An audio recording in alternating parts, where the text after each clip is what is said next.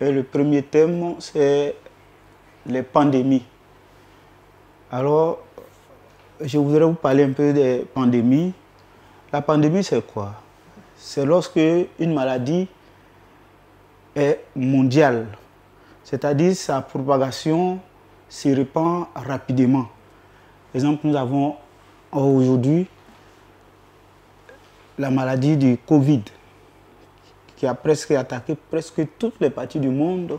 Si les 198 pays dans le monde, il y en a 188 qui sont atteints. Alors, c'est une maladie qui fait ravage, qui tue. Et je crois que tout ce qui a été donné par les médecins pour pouvoir surmonter à ces fléaux, il faut les respecter. Allah Jalla wa Ala, il nous dit dans le Coran, وَمَا أَصَابَكُم مِّن مُّصِيبَةٍ فَبِمَا كَسَبَتْ أَيْدِيكُم. Il nous dit dans ce verset, tout ce qui vous arrive comme chose que vous ne souhaitez pas, comme musiba, maladie, des épreuves et tout ça, Allah Jalla wa Ala, il nous dit dans ce verset-là que toutes ces choses-là, tous ces malheurs proviennent de ce que nos mains ont produit, c'est-à-dire que tout cela provient de ce que nous faisons comme action, comme acte. Nous savons que l'Écriture nous dit quelque part que, selon le livre de Ecclésiaste, chapitre 3, verset 15, la Bible dit qu'il n'y a rien de nouveau sous les cieux. Sauf que l'allure que les pandémies ont aujourd'hui, c'est une allure, je pourrais dire spirituelle. Autrefois, c'était physique, physique comme cela s'explique dans le livre de Exode, chapitre 10, quand Dieu devait venir délivrer son peuple. Il avait fait abattre sur l'Égypte beaucoup de maladies. Voilà, beaucoup de maladies. Et le peuple égyptien avait été frappé par beaucoup de maladies. Mais tenez-vous bien, la Bible dit quoi? La Bible dit que bien que comment on appelle ça, les pandémies, donc les maladies frappaient déjà le peuple, mais il y avait un peuple qui était réservé. Il y avait un peuple qui était mis à l'écart. Et le peuple qui était mis à l'écart, c'était le peuple de Dieu. Et Allah Jalla wa Ala, quand il est en colère, il a tous les moyens pour saisir. C'est pour ça qu'il nous dit dans le Coran, وَمَا يَعْلَمُ جُنُودَ رَبِّكَ إِلَّا هُ. Personne ne connaît les soldats d'Allah tabaraka wa ta'ala. Alors il peut trouver tous les moyens pour exprimer sa colère vis-à-vis de ses créatures. Aujourd'hui, l'ère dans laquelle nous sommes, nous voyons que nous avons encore les pandémies, sauf que les pandémies ont pris aujourd'hui l'allure des virus. Voilà, on peut citer les coronavirus, même les VIH-Sida qui sont apparus il y a au moins 2 ou 3 décennies. Voilà. Mais toutes ces pandémies, c'est qu'on la Bible appelle dans le livre de Psaume 91, du verset 1 jusqu'au verset 4, des pestes ou encore des contagions. C'est la parole. La Bible dit que avant l'avènement du Seigneur Jésus-Christ, dans Matthieu chapitre 24, à partir du verset 7 jusqu'au verset 8, 9 par là, toutes ces choses devaient donc advenir, toutes ces choses devaient donc se manifester, toutes ces choses devaient donc avoir lieu. Et la question des pandémies, le musulman ou le croyant doit les accepter et les voir comme une preuve de la part d'Allah Jalla wa Ala. Quand il y a un malheur qui sévit ou qui frappe, le musulman doit observer cela sous 2 angles. Premièrement, ce malheur-là peut être une preuve pour les croyants, comme je l'ai dit, mais deuxièmement, ce malheur est également une punition pour ceux qui encourent la colère d'Allah Jalla wa Ala.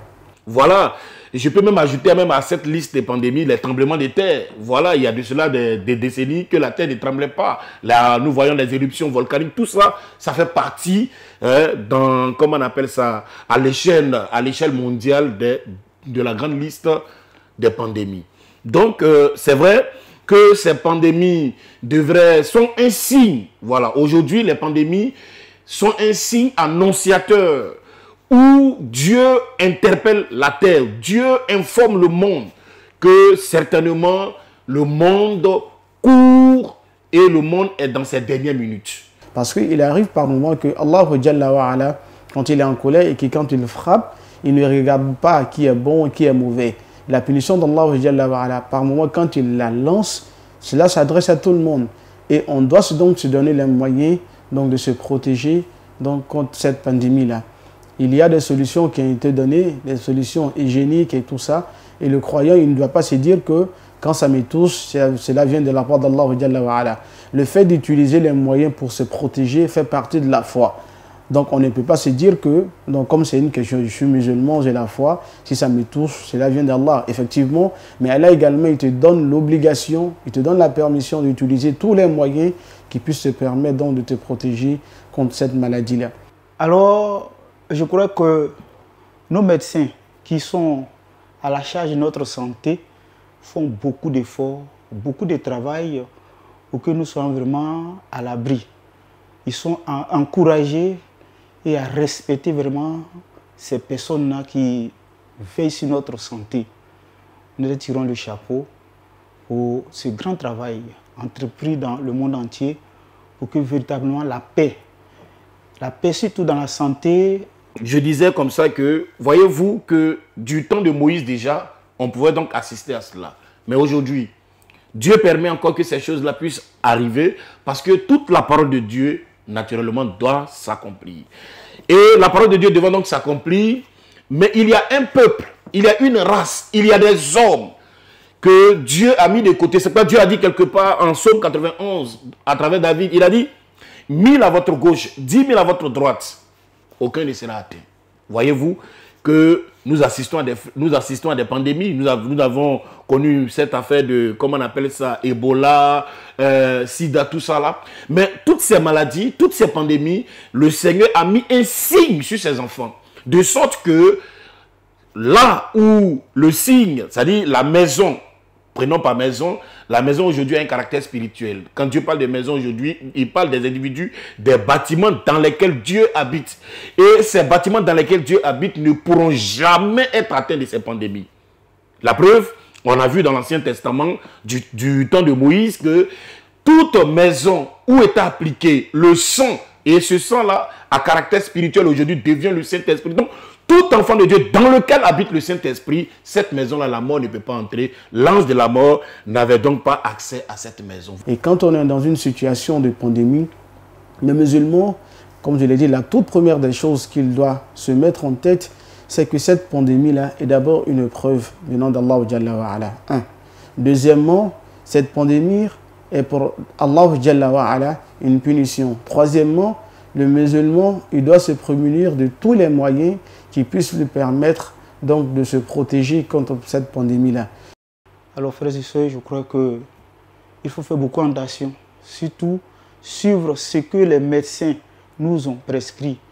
Et je crois que c'est en cela que nous pourrons véritablement être aussi épargnés, être à l'abri de tout danger, être à l'abri de tout ce qui est, je dirais, prendre ses précautions pour ne pas que nous puissions être frappés d'une mort quand même un peu provoquée. Voilà un peu de façon brève ce que nous pourrons dire concernant les pandémies. Donc les pandémies, il faut retenir qu'elles sont bibliques.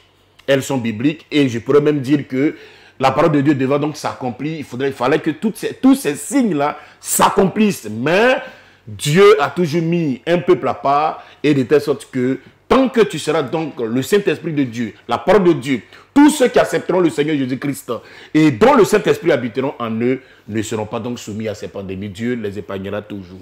Voilà un peu de façon brève ce que nous pourrons dire. Merci pour tout ce que nous vivons. Je crois que la main de Dieu est en train d'agir et la main de Dieu va agir pour que véritablement le monde entier retrouve sa santé, sa paix, pour que nous vivions dans la tranquillité. Nous demandons Allah tabaraka wa ta'ala de nous protéger, nos familles et nos amis. Wa hada, assalamu alaikum wa rahmatullahi wa barakatuh.